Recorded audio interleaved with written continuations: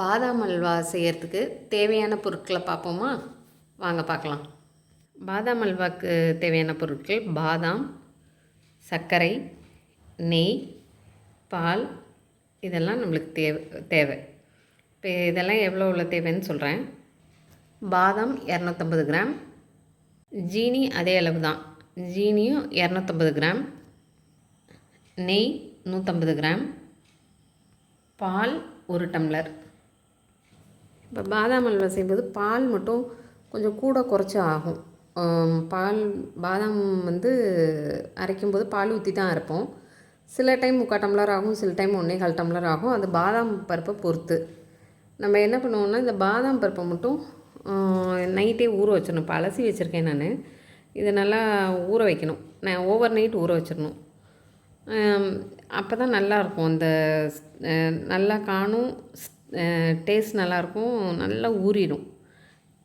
ஒரு 12 மணி நேரமாவது குறைச்சி ஊறணும். இல்லைன்னா அது கொஞ்சம் இந்த சாஃப்ட்னஸ் கிடைக்காது. பாதாம் அல்வாவில் அந்த சாஃப்ட்னஸ் கிடைக்காது. அதுக்காக தான் இப்போ நான் அலசி வச்சுருக்கேன். இப்போ ஊற வச்சுருவேன் நைட்டு. இப்போ ஊற வச்சிட்டோன்னா நாளைக்கு காலையில் நான் பாதாம் அல்வா செய்கிறதுக்கு கரெக்டாக இருக்கும். நாளைக்கு காலையில் பாதாம் அல்வா செய்கிறத பார்ப்போம் நம்ம. இப்போ பாதாம் நம்ம ஓவர் நைட்டு ஊற வச்சிடணும். ஒரு 12 மணி நேரம் ஊறினா தான் நல்லாயிருக்கும். அதை தோலை எடுத்துட்டு நம்ம பாதாம் அரைச்சி செய்கிறதுக்கு நல்லாயிருக்கும். 12 மணி நேரம் ஊறினா தான் நல்லாயிருக்கும். நிறைய பேர் வெந்நீர் ஊற்றி அரை மணி நேரத்தில் எடுக்கலாம்பாங்க. ஆனால் தோல் விடுறது கொஞ்சம் கஷ்டமாக இருக்கும். ஆனால் இந்த மாதிரி பண்ணால் நல்லாயிருக்கும். நான் இப்படி தான் பண்ணுவேன். நைட்டே ஊற வச்சுருவேன். காலையில் தோல் நல்லா வந்துடும், ஈஸியாக வந்துடும். அதுக்கப்புறம் நம்ம பாதாம் அல்வா பண்ணுறதுக்கு இது பண்ணிடலாம். வணக்கம், எல்லாம் எப்படி இருக்கீங்க? நல்லா இருக்கீங்களா? நாங்கள் எல்லாம் நல்லாயிருக்கோம். எனக்கு சப்ஸ்கிரைப் பண்ண அனைவருக்கும் நன்றி. நான் போட்ட வீடியோ எல்லாத்துக்கும் லைக் பண்ணவங்களுக்கும் நன்றி. ரொம்ப சந்தோஷம். நான் இந்த பாதாம் அல்வா பண்ணுறது எப்படின்னு சொல்லிட்டு காமிக்கிறேன். நைட்டே நான் பாதாம் பருப்பு ஊற வச்சுட்டேன். இப்போ ஊற வச்சுட்டு தோல் எடுத்தாச்சு. தோல் எடுத்ததுக்கப்புறம் தண்ணி இல்லாமல் எடுத்து வைக்கக்கூடாது, தண்ணியோடு தான் வைக்கணும். ஏன்னா நம்ம செய்கிறதுக்கு ஒரு 10 நிமிஷம் 15 நிமிஷம் இல்லை அரை மணி நேரம் கூட ஆச்சுன்னா அது மாதிரி ஸ்மெல் வரும். இப்போ தண்ணிக்குள்ளே போட்டோன்னா நம்ம கவலைப்பட தேவையில்லை. அது பாட்டுக்கு எவ்வளோ நேரம் ஆனாலும் தண்ணியில் இருக்கலாம். அதுக்கப்புறம் நம்ம செய்ய ஆரம்பிச்சிடலாம். ஒன்றும் இல்லை, பாதாம் பருப்பை நம்ம ரொம்ப மையாக அரைச்சிடக்கூடாது, கொஞ்சம் குறப்பாக அரைக்கணும். ரவை பதத்துக்கு அரைக்கணும். அப்போ தான் நம்ம சாப்பிடும்போது நல்லாயிருக்கும். அதுவும் தண்ணி ஊற்றி அரைக்கக்கூடாது. பால் எடுத்து வச்சுருந்தோம் இல்லையா, அந்த பாலில் நம்ம 1 டம்ளர் எடுத்து வச்சுருக்கேன். அது போதும். பத்தலைன்னா கொஞ்சம் ஊற்றிக்கலாம். சில பாதாம் பருப்பு கொஞ்சம் கூட வாங்கும், சிலது இதில் 3/4 டம்ளரே இருந்தால் கூட போதும். நம்ம இப்போ இந்த பாதாம் பருப்பை பால் ஊற்றி அரைப்போம். நான் அரைச்சி காமிக்கிறேன். ரவை பதத்துக்கு அரைச்சா போதும், ரொம்ப மையாக அரைக்கக்கூடாது. நம்ம சாப்பிடும்போது அந்த லைட்டாக அந்த குறப்பு இருந்தால் தான் நல்லாயிருக்கும். மிக்சியில் எடுத்து போட்டு வச்சுருக்கேன். இப்போ ஃபஸ்ட்டு எடுத்தோன்னே பால் ஊற்றி அரைக்க வேண்டாம். ஃபஸ்ட்டு அதை ட்ரையாக பொடி பண்ணிவிடுவோம். பொடி பண்ணிவிட்டு அதுக்கப்புறம் பால் ஊற்றிக்கலாம். இப்போ இந்த மாதிரி பாருங்கள், இந்த மாதிரி பொடியாக இருக்குது. இந்த மாதிரி பொடியானோன்னு இன்னும் கொஞ்சம் நம்ம பால் ஊற்றி நம்ம அடிக்கலாம். ஓகேங்களா? பால் ஃபுல்லாக ஊற்றிருக்கேன். இப்போ அடிச்சுட்டு பார்த்துட்டு மறுபடியும் பால் வேணும்னா ஊற்றிக்கலாம். இப்போ பார்த்திங்கன்னா நல்லா இந்த அளவுக்கு ரவை பதத்துக்கு நல்லா அரைஞ்சிருச்சு. ரொம்ப மையாக இருக்கல. இந்த பாருங்கள், ரவை பதத்துக்கு அரைச்சா போதும். இப்போ நான் ஒரு அரை டம்ளர் எடுத்திருக்கேன். ஏன்னா நம்ம இந்த பாலை ஊற்றி தான் கிண்ட போகிறோம். அதனால் 1/2 டம்ளர். இது 200 ml பிடிக்கும். இப்போ 300 ml பால் ஊற்றிக்கிறோம் அதில். ஓகேவா? இப்போ நம்ம அடுப்பில் வச்சு கிண்டும் போது உங்களுக்கு காமிக்கிறேன். வாங்க பார்க்கலாம். நம்ம என்ன பண்ணோம், இந்த மிக்ஸி பாதாம் பருப்பு அரைச்சி எடுத்துகிட்டு வந்தோம் இல்லையா ரவை பதத்தில், அதை கரெக்டாக 250 கிராம் பாதாம் பருப்பு எடுத்துருக்கோம். அதுக்கு 1/2 டம்ளர் பால் ஊற்றிருக்கேன். 1/2 டம்ளர்னால் 300, 1 டம்ளர் 200 ml, 300 ml பால் ஊற்றிருக்கேன். இன்னொரு அரை டம்ளர் மிக்ஸி கழுவி தண்ணி ஊற்றிருக்கேன். அப்போ 300 ml டோட்டலாக தண்ணி ஊற்றி அது கொதிக்குது. நல்லா கொதிக்கட்டும். கொதிச்சுட்டு பாருங்கள்.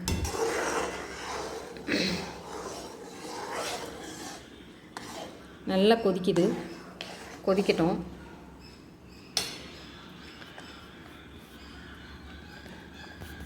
இதிலே வெந்துடும். அது நம்ம என்ன பண்ணணும், இப்போ நம்ம எடுத்து வச்சுருக்கோம் இல்லையா நெய், அதில் கொஞ்சம் இப்போ ஊற்றிடலாம். ஒரு 1/4 வாசி இப்போ ஊற்றிக்கலாம்.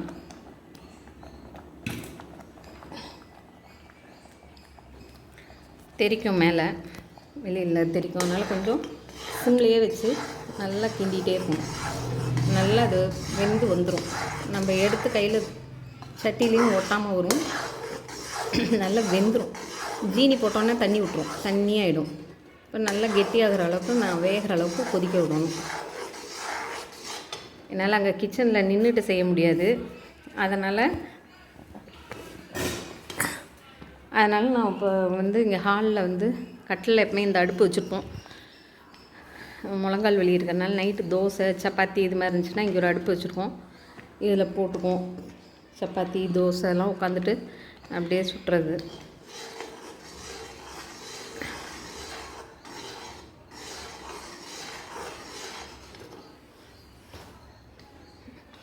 இதான் இந்த இடத்துல தான் தேவையான பொருட்களை இந்த பெஞ்சில் வச்சு தான் எடுப்பேன்.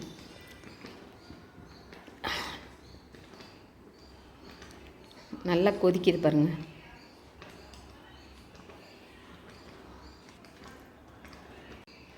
நல்லா கொதிக்குது. இது கொதிக்கட்டும்.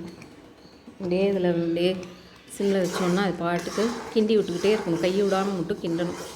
ஏன்னா கீழே அடி பிடிச்சிடும். அப்படியே நீங்கள் கிண்டலைன்னா படார்னு வெளிலெல்லாம் தெரிக்கும். நீங்கள் கொஞ்ச நேரம் இப்படி விட்டுட்டிங்கன்னா அது என்ன ஆகும், கொதித்து வெளியில் பூரா எங்கே பார்த்தாலும் தெறிக்க ஆரம்பிச்சிடும். அதுக்காக தான் கிண்டணும்.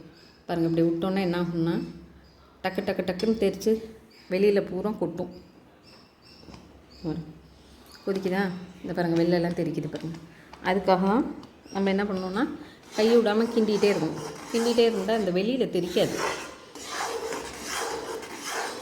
இது கொஞ்சம் ஒரு 20 நிமிஷம் ஆகும் வேக.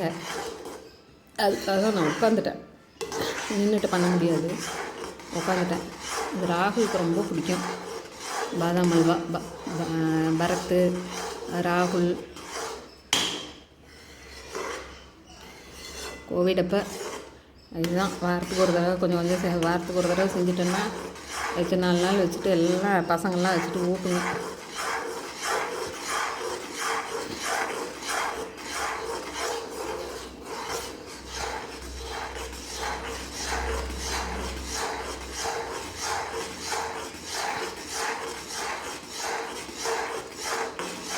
கிண்டிகிட்டே இருக்கணும்.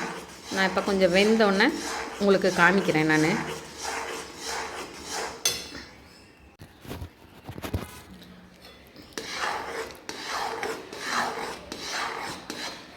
பார்த்திங்கன்னா இந்த பச்சை வாசம் ஒன்று இருக்கும் பாதாமுக்கு, அதுவும் போயிடும். நம்ம இது கிண்ட கிண்ட கிண்ட கிண்ட நல்லா நம்மளுக்கே தெரியும் வெந்துருச்சு அப்படிங்கிறது. இந்த கரண்டி நம்ம வேகாதப்போ கொஞ்சம் கனமாக இருக்க மாதிரி இருக்கும். வெந்துருச்சு அப்படின்னா லேசாயிடும். நம்ம கிண்டும் போது நம்மளுக்கே தெரியும். அதான் பக்குவமே. இப்போ கிண்டும் போது பார்த்திங்கன்னா கனமாக இருக்கிறது கிண்டிக்கிட்டே இருக்கோம்ல, கரண்டிகிட்டே பிடிக்கிற மாதிரி இதாக இருக்கும். இதே நல்லா வெந்துருச்சு, பாதாம் பருப்பு வெந்துருச்சு அப்படின்னா எப்படி இருக்கும்னா அது லேசாக இருக்கும். கிண்டுறதை விட்டிங்கன்னா வெளியில் பூரா தெரிக்கும். அதுக்காக தான் கிண்டிகிட்டே இருக்கும் கையோடான. இந்த கோதுமை அல்வா மாதிரி தான் இந்த அல்வாவும் பாதாம் அல்வாவும்.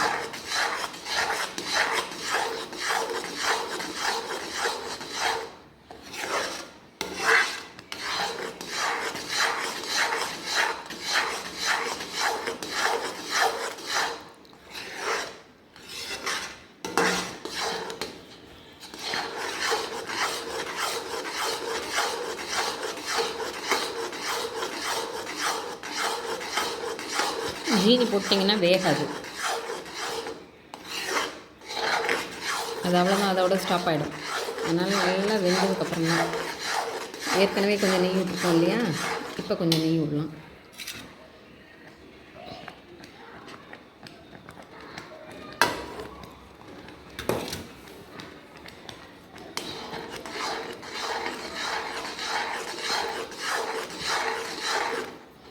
கைவிடாமல் இப்படி கிண்டிகிட்டே இருக்கணும்.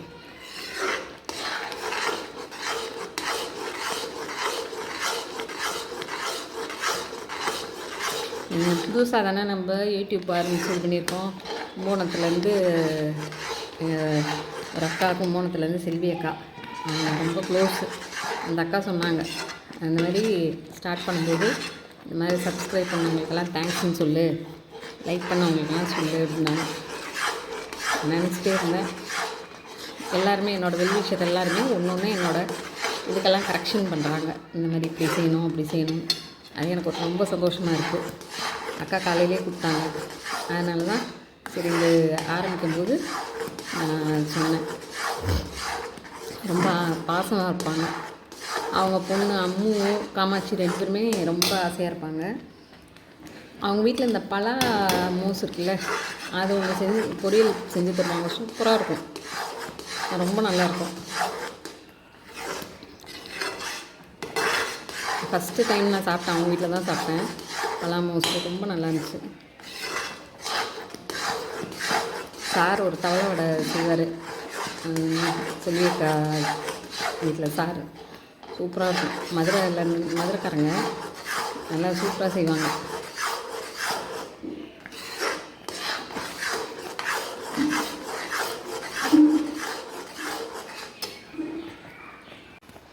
இப்போ பாருங்கள், அந்த பால் ஃபுல்லாக குறைஞ்சிடுச்சு. அதனால் இப்போ கொதித்து வெளியில் வந்து தெரிக்க மாட்டேங்குது. இந்தளவு கொஞ்சம் பார்த்திங்கன்னா ஃபுல்லாக கை விடாமல் நம்ம கிண்டிகிட்டே இருக்கணும்.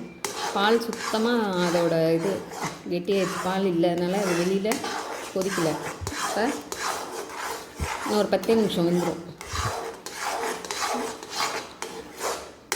இப்போயே நல்லா வாசம் வருது, பச்சை வாசம் போய் பாதாம் வாசம் நல்லா வருது. இப்போயே இன்னும் ஒரு 10 நிமிஷம்தான். இப்போ பார்த்திங்கன்னா நல்லா வெந்துருச்சு பாருங்கள், கீழே ஒட்டலை. இந்த சட்டியில் நல்லா டிஃப்ரென்ஸ் தெரியுது, சட்டி தெரியுது பாருங்கள், ஒட்டாமல் இருக்கும்.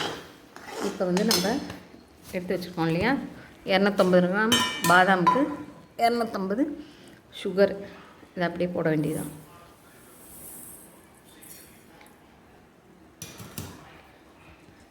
இதை போட்டு அப்படியே பொறுமையாக செஞ்சுக்கிட்டே இருக்கும். சரிக்கு சமம் தான். 250 பாதாம், 250 சுகரு.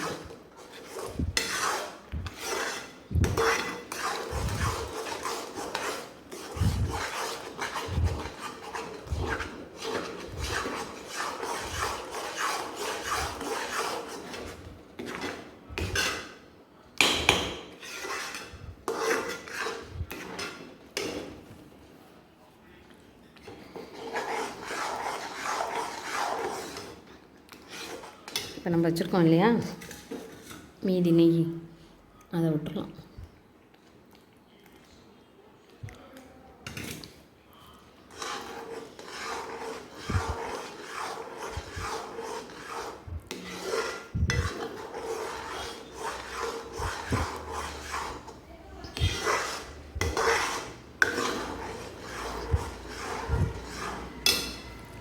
இதில் என்ன பண்ணோம், எந்த ஸ்வீட் செய்யும்போதுமே ஒரு பிஞ்சு உப்பு போடணும் நம்ம, அப்போ தான் ஸ்வீட்டை தூக்கி கொடுக்கும். அது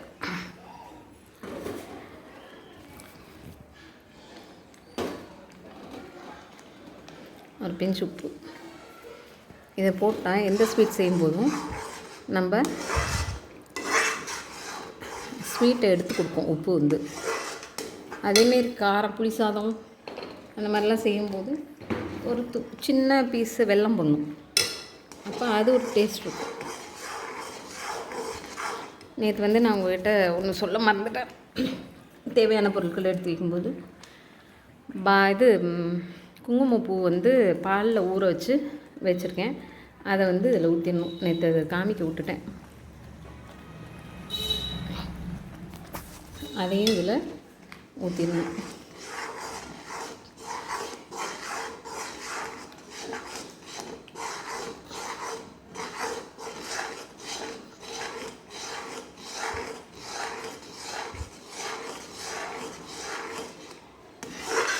லைட் கலர் தான் வரும் குங்குமப்பூ, ரொம்ப எல்லோஷெல்லாம் வராது. கடையில் வந்து போடுறது கலர் போடுவாங்களா என்னன்னு தெரியல, அதெல்லாம் நல்ல எல்லோஷாக இருக்கும். ஆனால் குங்குமப்பூ போடுறது வந்து இந்த கலர் தான் வரும். எனக்கு தெரிஞ்சு இதுக்கு மேலே வரல. நான் பண்ண வரைக்கும் இந்த எல்லோஷ் தான் வந்திருக்கு. இந்த அளவுக்கு தான் எல்லோஷ் வரும். இதுக்கப்புறம் வராது. ரொம்ப எல்லோவெல்லாம் இருக்காது. இது இந்த அளவு தான். அடுப்பை கொஞ்சம் சிம்மில் பண்ணிட்டேன். இது அப்படியே கிண்டிகிட்டே இருக்கணும். இப்போ பார்த்திங்கன்னா இந்த இடம் பாருங்கள், மூடிடுது பாருங்கள். இப்படி இல்லாமல் நம்ம இப்படி கரண்டி கொண்டு போகிற வரைக்கும் அப்படியே ஓப்பனாகவே சட்டி தெரியணும்.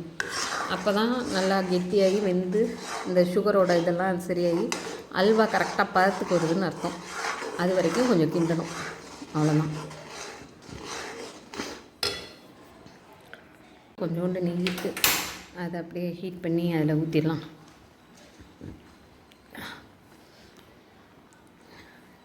இதுக்கு வந்து கார்னிஷிங்க்கு லைட்டாக அந்த பாதாமை வந்து வேணா அந்த இதில் மேலே எல்லாத்தையும் பாதாம் அல்வா எடுத்துகிட்டு அது மேலே கட் பண்ணி போடலாம். சின்ன சின்ன பீஸாக கட் பண்ணி.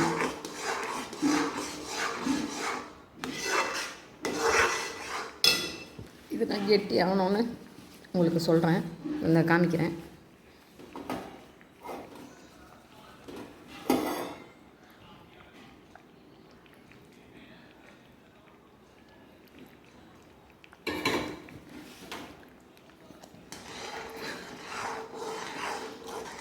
இதை கிண்டி லாஸ்ட்டு பக்கம் வரும்போது காமிக்கிறேன்.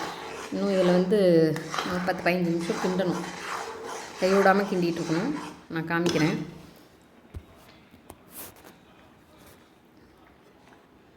இது எல்லோ கலர் எப்படி இருக்குன்னு பாருங்கள். இந்த எல்லோ தான் வரும். இதுக்கு மேலே வந்ததில்லை எனக்கு. இந்த எல்லோ தான் வரும் பாதாம் அல்வா.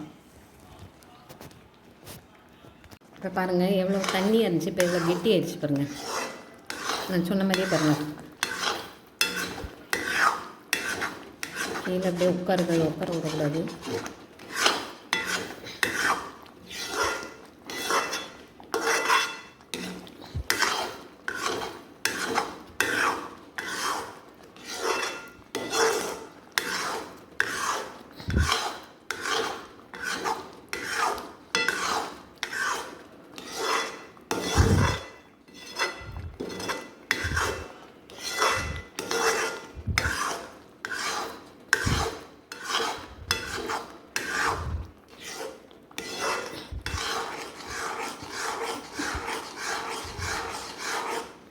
ஒரு 10 நிமிஷம் இருக்கட்டும். நல்லா கொஞ்சம் அப்படியே வருது.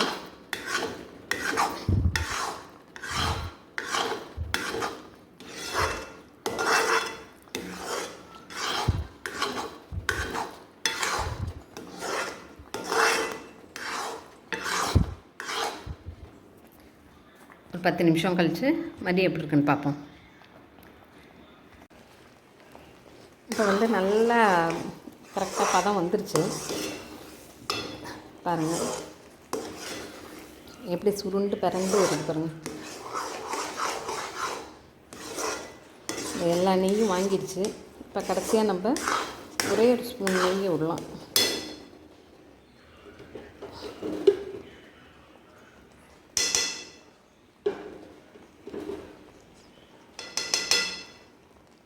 நான் 2 தடவை போட்டிருக்கேன்னு பார்க்காதீங்க, அரை ஸ்பூனாக தான் எடுத்து போட்டேன். நல்லா ஒரு ஸ்பூன் போட்டு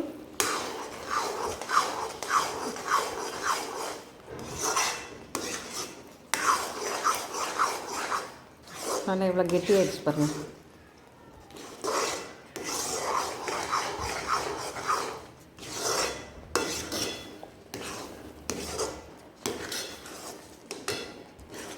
சுருண்டு இப்படி வரணும் கரெக்டாக.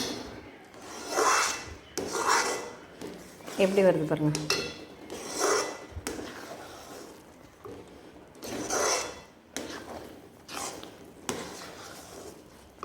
இதுதான் அப்படியே சட்டியில் ஒட்டாமல். நம்ம அந்த அல்வா மாதிரி இந்த பாதாம் அல்வாவில் வந்து நெய்யெல்லாம் பிரிஞ்சு வராது. இதில் உள்ளே நீங்கள் இன்னும் ஒரு 1/2 லிட்டரு நெய் ஊற்றுனீங்கனாலும் உள்ளே வாங்கிட்டு தான் இருக்கணும், வெளியிலலாம் வராது.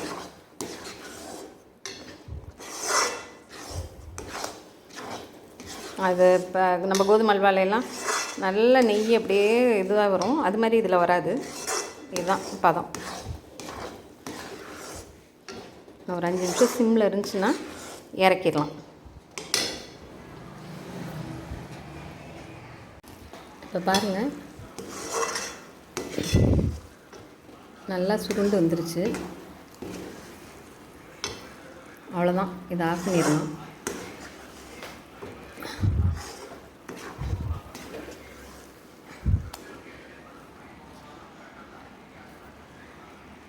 இப்போ தான் பேரளத்துலேருந்து சீனு நான் ஃபோன் பண்ணாங்க, இன்றைக்கி சங்கடகர சதுர்த்தி கொழுக்கட்டை ஏதாவது பிளான் பண்ணலாமேன்னு.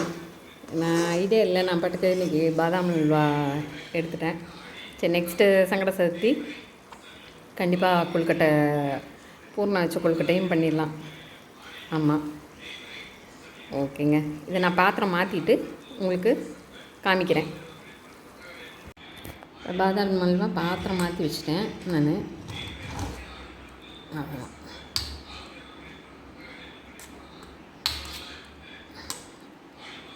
இந்த கன்சிஸ்டன்சி இப்படி தான் இருக்கும்.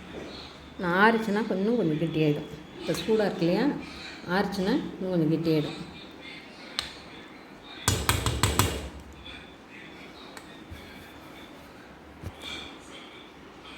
இப்போ பாதாம் அல்வா ரெடி ஆயிடுச்சு. பாதாம் வந்து சில பேர் நான் கொஞ்சம் குறப்பாக பொடி பண்ணியும் மேலே தூவி விடுவாங்க. நான் சும்மா இந்த மாதிரி கட் பண்ணி வச்சுருக்கேன். கீர்த்தனை இருந்துச்சுன்னா இன்னும் ஏதாவது டெக்கரேஷன் பண்ணும் மருமக. ஒரு நிமிஷம் வீடியோ எடுத்துக்கலாம்.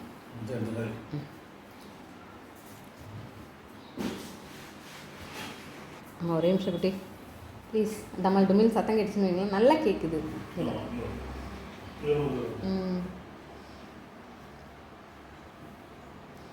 இருக்குமா? இந்த பாதாம் அல்வா செஞ்சுருக்கேன், டேஸ்ட் பாருங்கள்.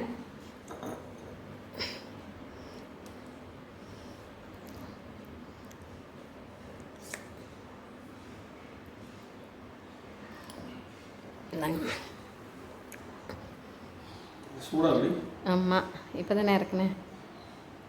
டேஸ்ட் பார்த்துட்டு இனிப்பு இதெல்லாம் கரெக்டாக இருக்கா, டேஸ்ட் நல்லா இருக்கான்னு பார்த்து சொல்லுங்கள்.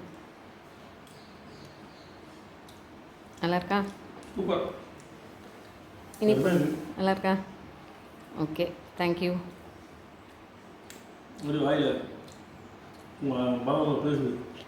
அது வந்து ரொம்ப மையாக அரைக்கக்கூடாது.